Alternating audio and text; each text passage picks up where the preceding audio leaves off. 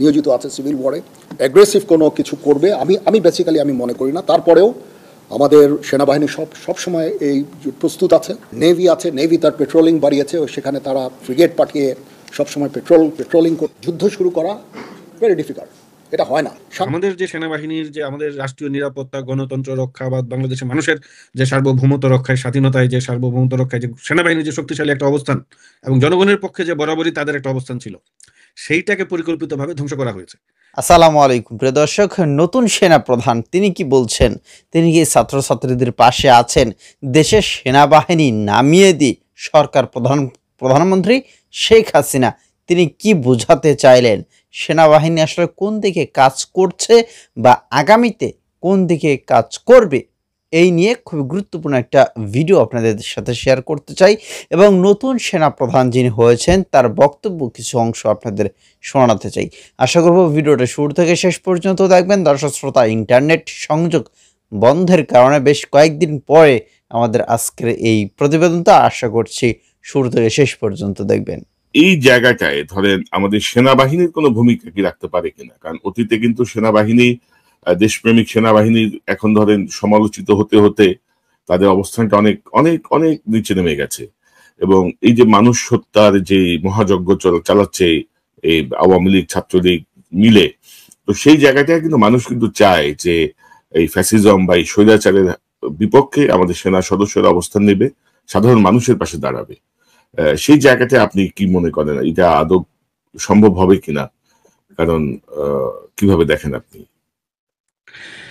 আমাদের সেনাবাহিনীর কিন্তু একটা উজ্জ্বল অতীত বাংলাদেশের ইতিহাসে। আপনি দেখবেন বাংলাদেশের এই ভূখণ্ড, আমরা যে রাষ্ট্রটা গঠন করেছি বাংলাদেশ, এই বাংলাদেশের মানুষ যখনই আপনার বিপদে বা কোনো ধরনের সংকটে নিপতিত হয়েছে, তখনই কিন্তু সেনাবাহিনীর একটা আপনার অংশগ্রহণ ছিল। এবং আমরা ওইভাবে বলবো যে সেনাবাহিনী কিন্তু ধরেন বা আমাদের যারা মিলিটারি অফিসাররা ছিলেন, পার্সোনালরা ছিলেন, তাদের হাত ধরেই সংকটের সমাধান হয়েছে। আমরা যদি সেই 1971 সালের 25শে মার্চের কাল রাতের ঘটনাটা যদি আমরা বিবেচনা করি, যখন পাকিস্তানি বাহিনী, হানাদার বাহিনী আমাদের উপর ঝাঁপিয়ে পড়লেন, হামলা করলেন, আমরা প্রথম যে শব্দটা শুনেছিলাম যে ওই রিভল্ট, জিয়াউর রহমানের কণ্ঠে, একজন সামরিক বাহিনীর লোক।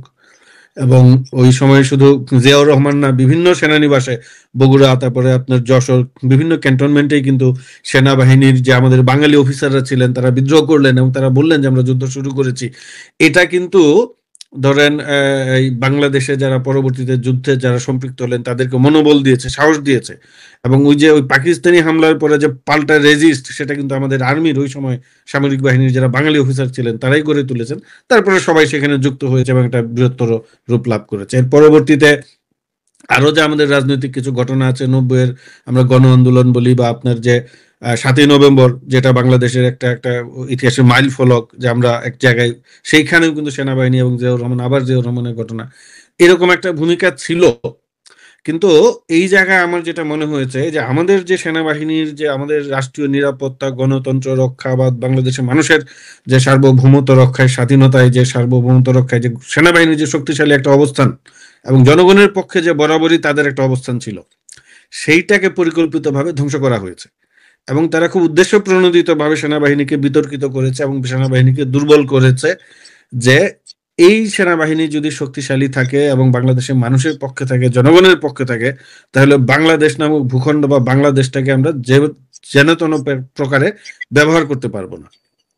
তো সেটাই হয়েছে। আমরা মোটামুটি আমাদের যে আলোচিত যে উদ্দিনদের সরকার ছিল, জেনারেল মইনু আহমেদ, ওই সময় থেকে আমি মনে করি যে, বা তারও আগে হয়তো বা পরিকল্পনা শুরু হয়েছে ভিতরে, বাট ওই ঘটনা থেকে আমরা একটা প্রতিফলন দেখতে পাই যে সেনাবাহিনী কিন্তু এরপরে বাংলাদেশের ইতিহাসে খুব ন্যাক্কারজনক ঘটনা হচ্ছে, সেনাবাহিনী বাংলাদেশের জনগণের বিরুদ্ধে দাঁড়িয়ে গিয়েছে।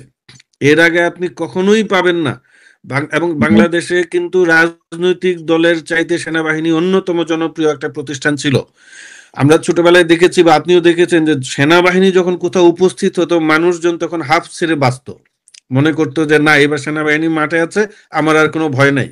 কারণ তার কাছে তো 71 সালের স্মৃতি আছে, তার কাছে 7ই নভেম্বরের স্মৃতি আছে, তার কাছে 90-এর গণ আন্দোলনের স্মৃতি আছে। এই প্রথম বাংলাদেশের মানুষ দুর্ভাগ্যজনকভাবে দেখতে পাচ্ছে যে সেনাবাহিনীর যে বন্দুকের নল, যেটা শত্রুর দিকে তাক করে রাখার কথা ছিল, সেই বন্দুকের নল বাংলাদেশের জনগণের দিকে ঘুরে গিয়েছে।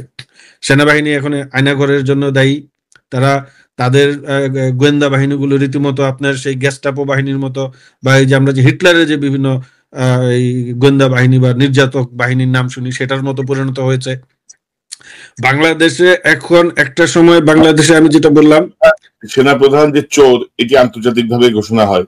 হ্যাঁ, আসতেছি আপনার এই যে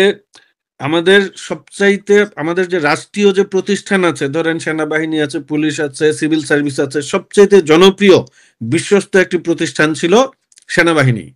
এখন বাংলাদেশের সবচাইতে নিন্দিত, আমি বলবো ঘৃণিত প্রতিষ্ঠানগুলোর একটা হচ্ছে সেনাবাহিনী।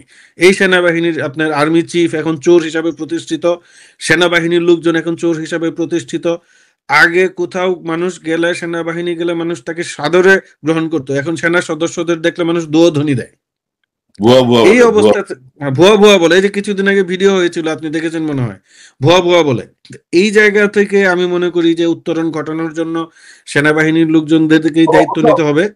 অবশ্য মারুফ ভাই, ধরেন আমাদের সৈনিক যারা আছে তারা কিন্তু এই ব্যাপারের বাইরে। আমাদের সৈনিক যারা আছেন তারা না শতভাগ আমাদের মধ্যে ধরেন 80% এর বাইরে 20% অফিসার, গোপালী, আওয়ামী লীগ, আত্মীয় স্বজন মিলে সেনাবাহিনীর আসলে অবস্থাটা করছে। 20% আরো কম, 10% সেনাবাহিনীটাকে রুইন করে ফেলছে একেবারে।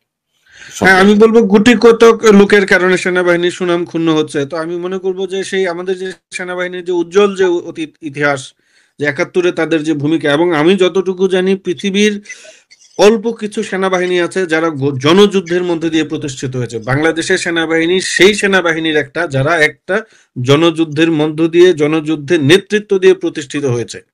তো সেই সেনাবাহিনী আমি মনে করি স্বরূপে ফিরে আসবে এবং বাংলাদেশের স্বাধীনতা সার্বভৌমত্বের জন্য তারা ভূমিকা পালন করবে এবং জনগণের সেনাবাহিনী হিসাবে তারা অবস্থান নেবে, জনগণের পক্ষে।